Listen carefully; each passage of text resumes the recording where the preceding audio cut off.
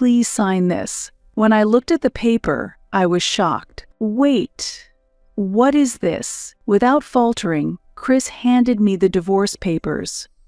"It's clear if you look at this paper, isn't it? I want a divorce. Why all of a sudden?" "It's not sudden. I've been thinking about this for a long time. In fact, I have someone else I love, and she's pregnant with my child." "What?" It was out of the blue. I was so shocked that I just stood there speechless. "Our marriage has been over for a long time, hasn't it?" Indeed, things hadn't been going well between us recently, but to have an affair and a child. "Wait, I just gave birth and was discharged from the hospital? We were supposed to be happy together from now on." That day was the very day I had returned from the hospital after giving birth. We were supposed to live happily as a family with our newborn. Why did this happen?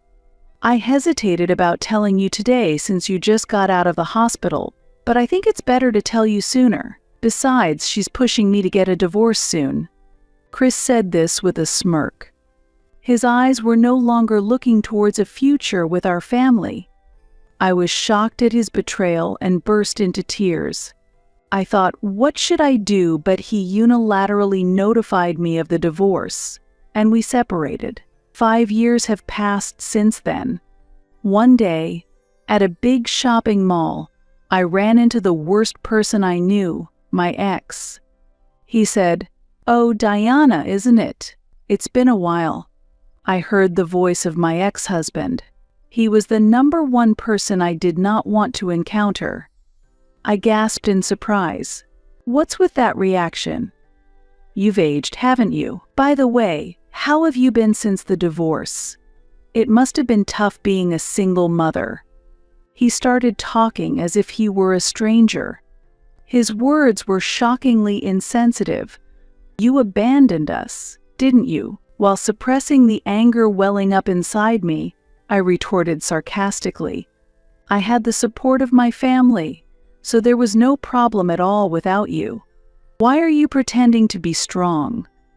Your father, that small-town doctor, right? You couldn't have relied on such parents," Chris laughed. And while I remained silent, he began to boast about his own recent circumstances. "I got married to a female doctor afterward. She's incomparably better than a part-timer like you. My wife is competent, and she's 10 years younger than me.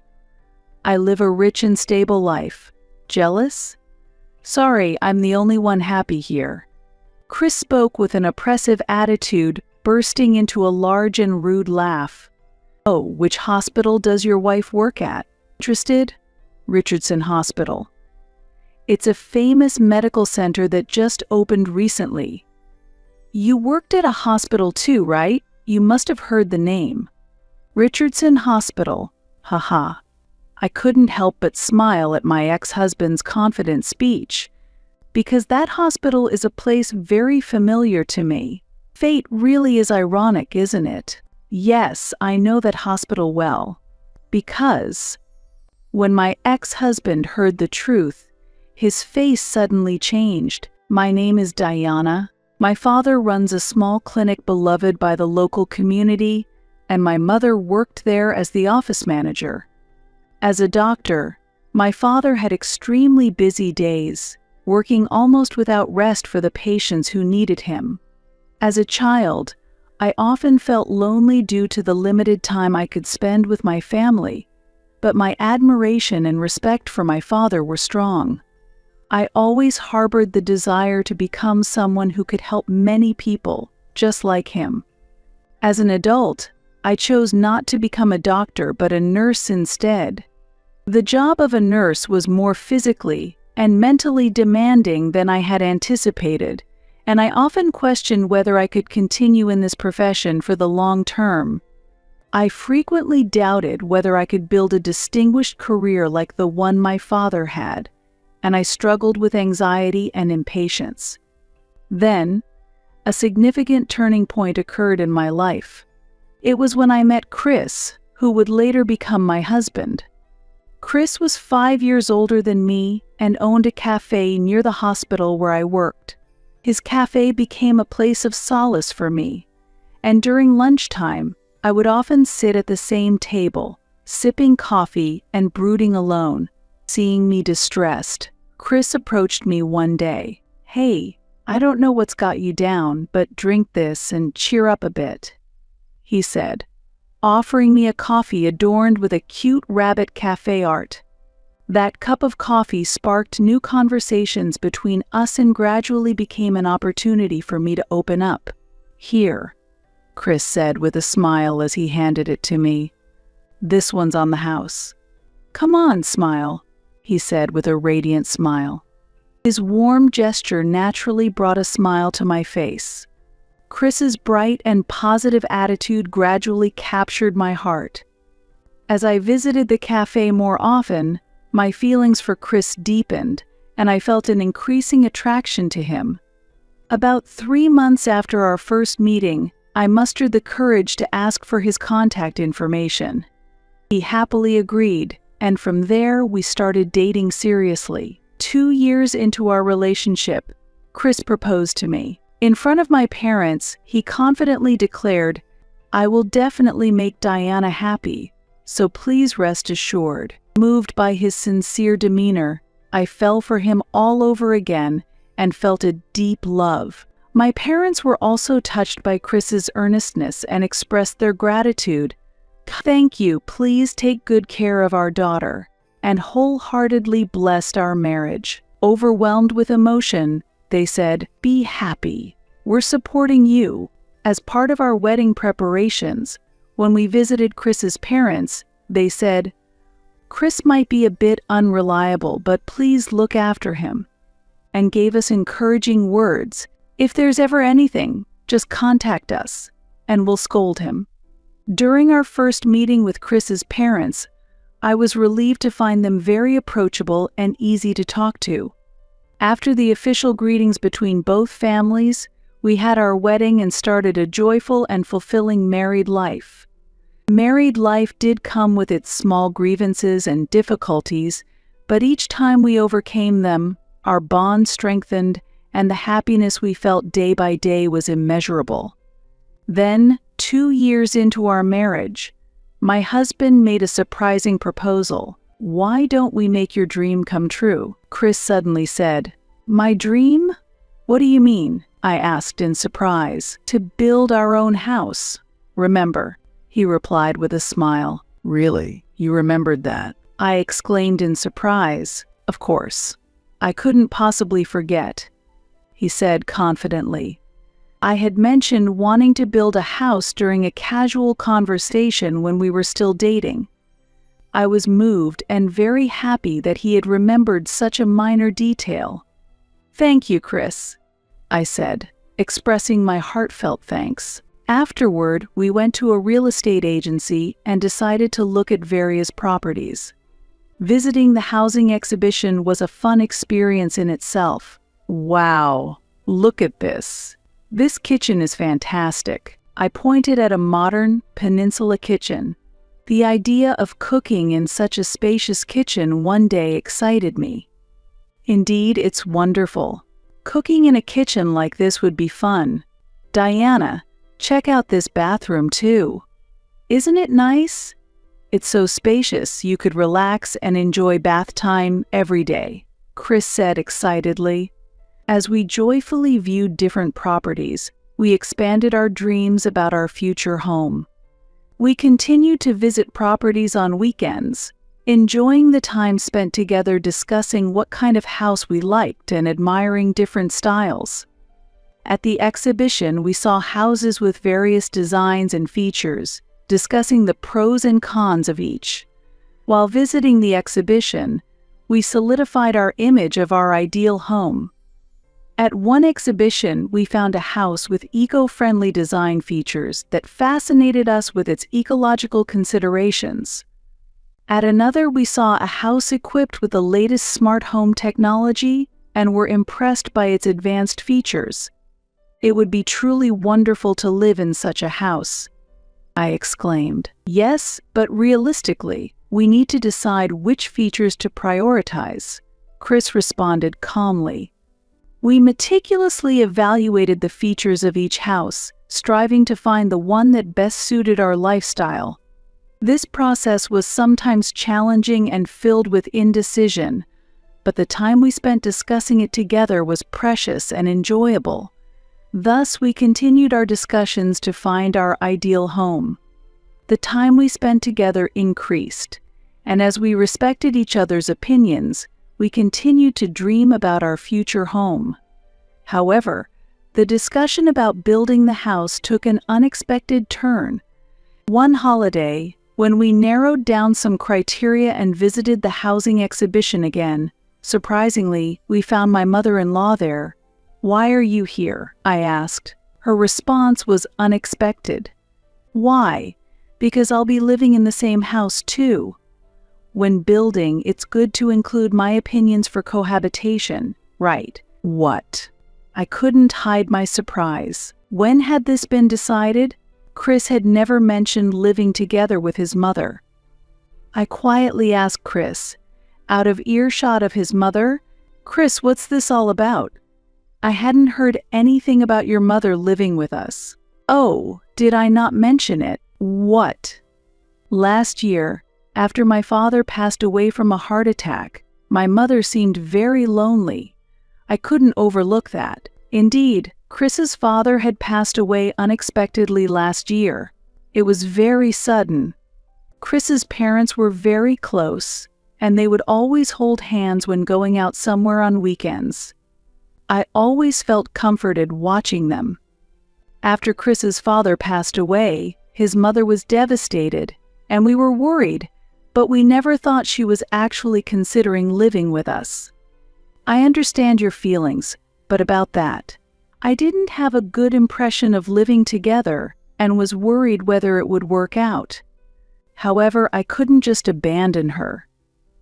What should we do? In the silence, perhaps regretting that he hadn't consulted me, Chris apologized. "I'm really sorry. Anyway, my mother is happy to hear about living together, so please accept it," he said, pointing to his mother. She was admiring the modern kitchen and bathroom, walking through the exhibition saying, "This is nice," with sparkling eyes. Seeing her enjoy herself for the first time in a long time made me smile happily too. Our relationship with her was good, and I felt if it makes her a bit happier, then it's okay. Thus, our house planning meetings progressed, and eventually our dream house took shape. Initially, she often stayed in her room, looking at pictures of her late husband and sometimes shedding tears. But life in the new house seemed comfortable for her, and gradually, she began to spend more time in the shared spaces. Initially, I was tired from being overly considerate of her, but as time passed, I found a suitable distance, and I think both of us were living comfortably. However, at one time, a casual remark from Chris created a tense atmosphere. "I think it's about time we had a child," Chris said, causing both his mother and me to exchange surprised looks. "Surprised?" I said. "We don't need to talk about that now," while lightly tapping Chris's leg to urge him to drop the subject. However, my discomfort did not get through to my insensitive husband. "But you know, we've been married for 2 years now, and Mom also wants a grandchild," he said jokingly to his mother. "Yes, of course," she replied, glancing at me with a bit of confusion. "I do want children, but there's no need to discuss it while she is here. Having children is a blessing from heaven, and it doesn't happen immediately. I do want children, but it's a blessing that doesn't just happen overnight, right?" I explained calmly, but my husband responded insensitively again. "What? It's normally easy. Let's start trying for a baby from tomorrow," I sighed. A few days after my husband's insensitive remark, my mother-in-law became completely fixated on the idea of having a grandchild and started asking about children frequently. "How have you been feeling lately? Are you okay?" And I prepared oysters especially for you today. Eat up and get your strength up. They're good for vitality." It became clear that not only my husband but also my mother-in-law lacked consideration. She began to pressure me more about getting pregnant. The path to pregnancy can be difficult, and it often doesn't happen right away. Months passed without any signs of pregnancy. Another year went by, and our relationship became increasingly strained. "Why aren't you pregnant yet? Is there something wrong?"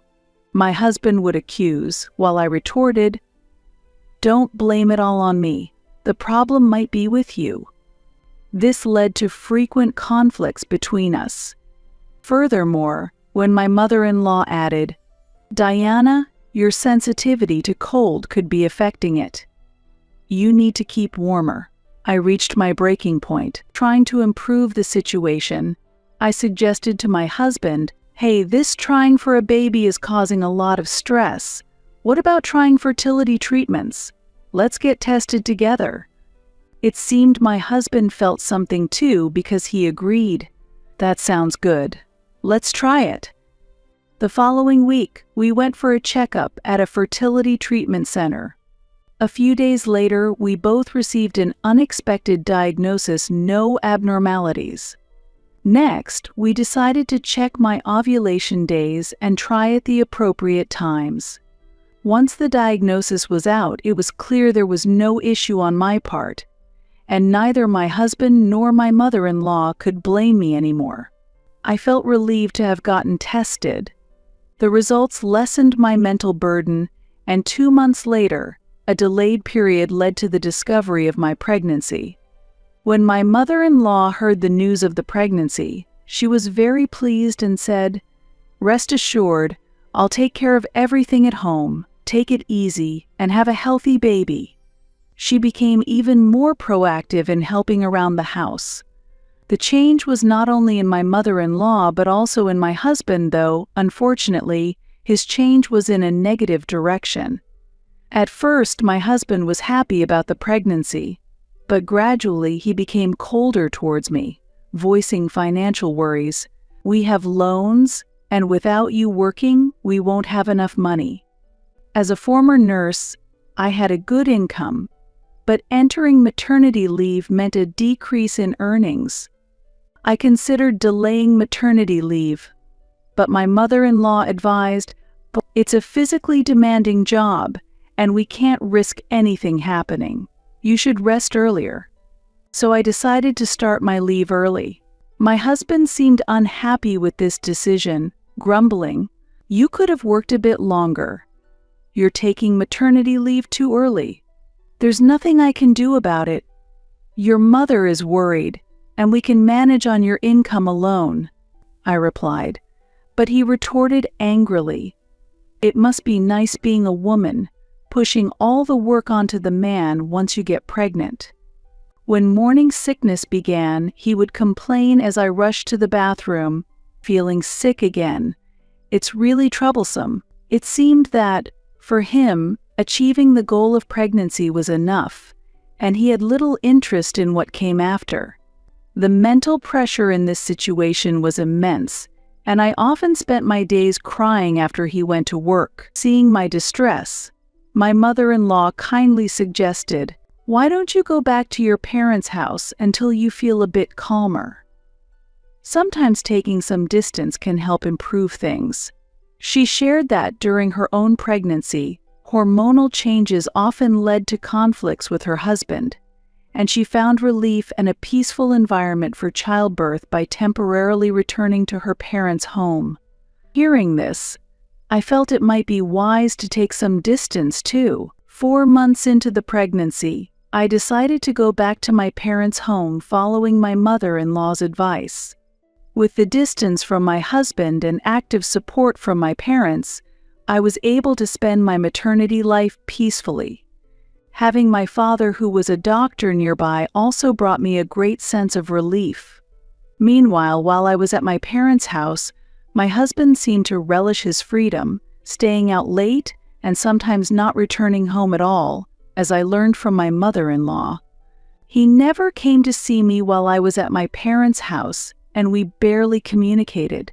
Feeling anger towards him was a natural response. The slight disagreements that had started before I left gradually escalated. As I approached full term, I asked my husband if he would be present at the birth. However, he quickly declined. "What? No way I can attend. I can't stand the sight of blood." His response left me feeling more disappointed than angry.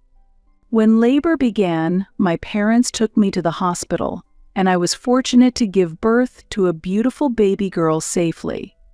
A week later, both me and my child were healthy enough to be discharged, and from that day, I decided to return to the home where my mother-in-law and husband were. The house, which I had been away from for a long time, emitted a subtly different atmosphere than before. Thank you so much for taking care of the house for so long. Welcome back, and congratulations on your delivery. From now on, I'll take care of all the household chores, so you just rest," my mother-in-law said with a slightly sad expression. While I felt truly grateful for her words, I was a bit perplexed by her unusual demeanor. With these feelings, I sat on the living room sofa, holding my daughter. That night, even as the clock struck 10 p.m., there was no sign of my husband's return. Thinking of my child, I sincerely hoped for an improvement in our relationship, although it seemed my husband had no such intentions. "I'm going to bed now. It seems like Chris will be late again tonight because of work. You've just been discharged and must be tired, right? You should rest early too," my mother-in-law said. Her voice carried a profound loneliness, and then she weakly retreated to her room. Shortly after midnight, it sounded like my husband finally came home, as I heard the front door quietly open. "I'm home," he muttered tiredly, and quickly headed upstairs to the bedroom. "Welcome back. You're late today. Our daughter is already asleep, so please be quiet," I said to my husband. He glanced at me and replied grumpily, "Coming home after a long time and already nagging, huh? There's nothing I can do about it, I've just put her to sleep," I responded, and he, looking even more displeased, said, "Well, whatever. I have something to tell you." Following that, he rummaged through his bag and eventually pulled out a piece of paper, handing it to me. "Sign this." I was shocked when I saw the paper. "Wait, what is this?" Unfazed, my husband handed me a divorce petition. "It's clear if you look at this paper, isn't it? I want a divorce. Why all of a sudden?" "It's not sudden. I've been thinking about this for a long time. In fact, I have someone else I love, and she's pregnant with my child." "What?" It was out of the blue. I was so shocked that I just stood there speechless. Our marriage has been over for a long time, hasn't it? Indeed, things hadn't been going well between us recently, but to have an affair and a child— Wait, I just gave birth and was discharged from the hospital? We were supposed to be happy together from now on. That day was the very day I had returned from the hospital after giving birth. We were supposed to live happily as a family with our newborn. Why did this happen? I hesitated about telling you today since you just got out of the hospital, but I think it's better to tell you sooner. Besides, she's pushing me to get a divorce soon," he said with a smirk.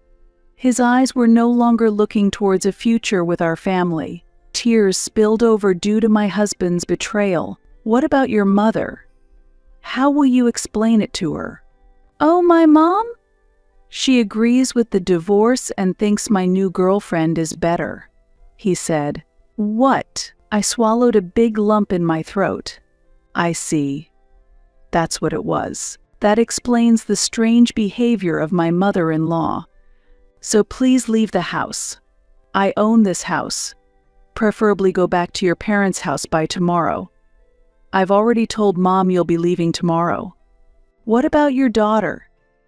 She's your flesh and blood too, isn't she?" "Right, the child. But I already have another child now, so I'll leave her upbringing to you. We'll talk about child support and property division later. Is that all for now? I'm busy," he finished. With that, my husband began to stuff my belongings into trash bags and left them by the front door. It seemed he was in a hurry to kick me out, and so the divorce proceeded unilaterally. A few days later, I negotiated the division of assets and child support through a lawyer. It all totaled up to $80,000, but my husband didn't seem particularly perturbed. "That amount is fine. I'll pay it all at once, so please don't bother us," he said, half-jokingly laughing. I was surprised that he could afford to pay in one lump sum. Although I wondered where he had managed to get such funds, I was relieved that I no longer had to deal with him. "Yes? I have no interest in you or your mistress anymore. Just one thing. I want you and her never to come near me and my daughter again. If you can't do that, know that I have my own ways to deal with it." My husband frowned slightly and agreed, "That's fine." A week later, he transferred the money into my account as promised. Thus, our marriage abruptly came to an end. 5 years have passed since then, and I am now 35 years old. My daughter, born during that tumultuous time, is already 5 and will be starting elementary school next year.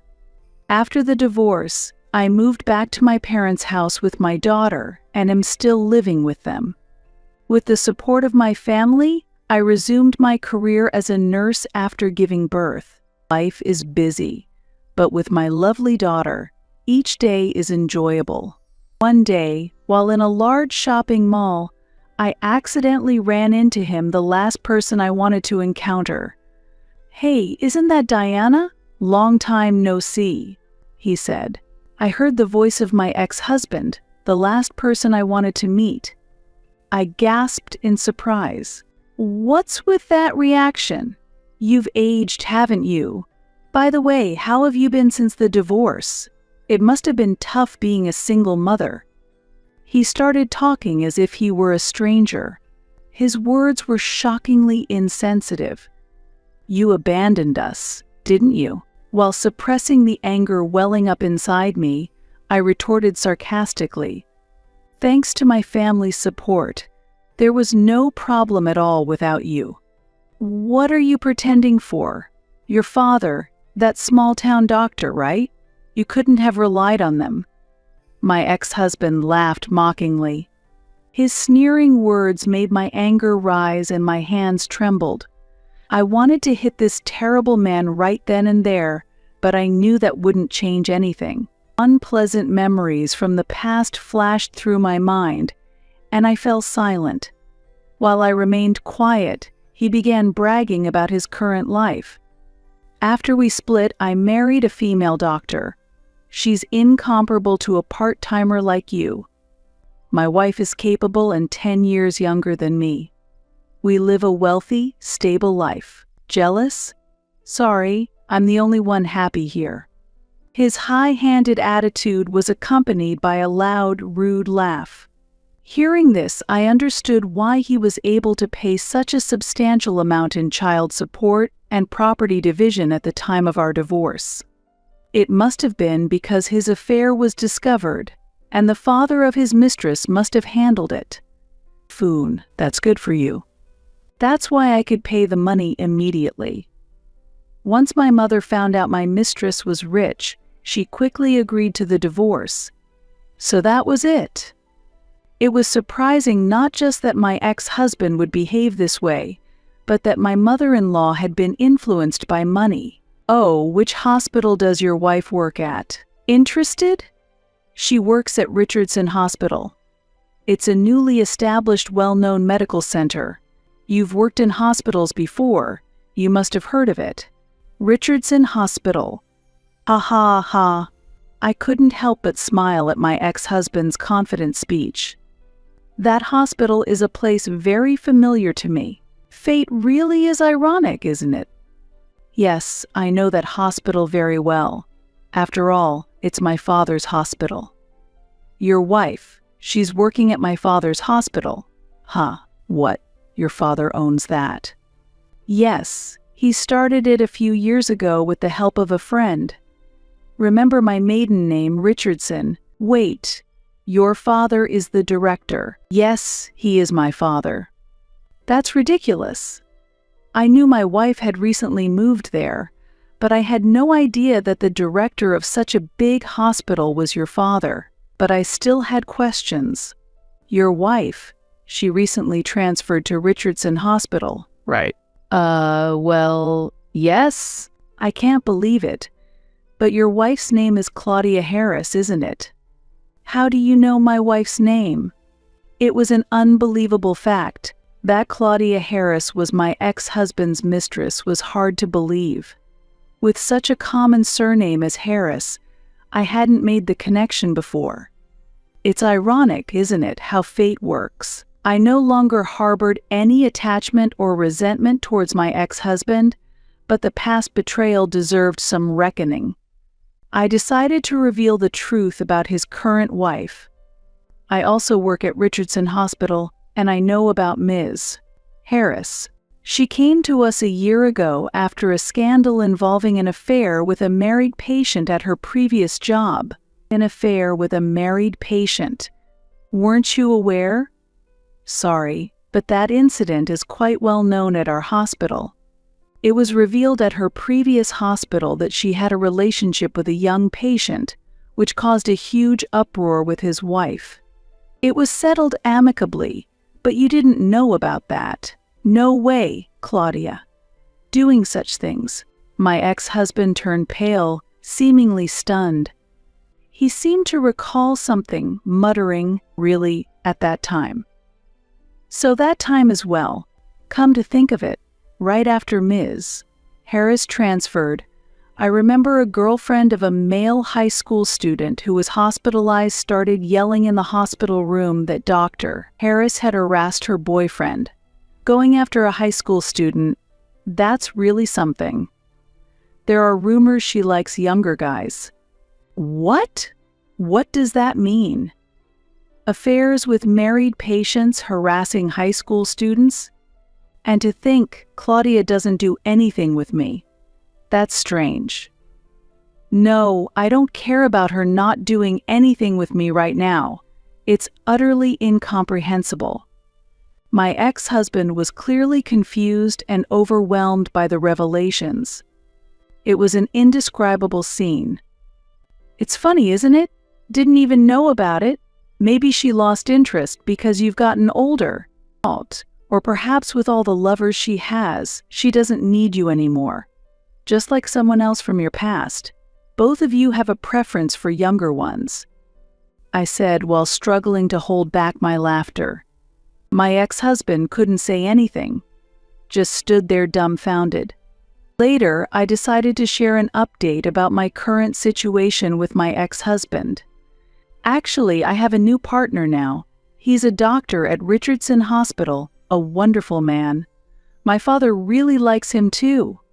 My daughter is almost old enough to start school and she's absolutely adorable. He treats her very well, and we are filled with happiness every day. Sorry for being so happy, I told him. Unable to hide his irritation, my ex-husband countered, "There's no way my wife would do such a thing." But I just quietly walked away. What goes around comes around indeed. After the birth of our daughter, my ex-husband left me to marry a young and attractive doctor. However, his new wife had her own issues, often engaging in affairs with younger men. Had my ex-husband not spoken to me at the mall that day, I might never have learned her secrets. It's ironic. 2 months later, Claudia Harris had to change her workplace again due to a harassment issue. She wasn't stripped of her medical license, but was forced to transfer due to inappropriate behavior towards young patients. The hospital's investigation revealed multiple incidents of harassment, with patients reporting, "Dr. Harris persistently touched me, and she asked to touch my body." As the director, my father decided to transfer her to avoid any further damage to the hospital. After her transfer was confirmed, my ex-husband, realizing the truth of what I had told him, confronted her. This led her to admit the affairs and harassment, and after a fierce argument, they ended up divorcing. Their child stayed with Claudia, and my ex-husband started a new life with his mother. Meanwhile, I live each day feeling blessed with a loving partner, adorable children, and supportive parents. Actions always come back to you. I am committed to living honestly and correctly moving forward.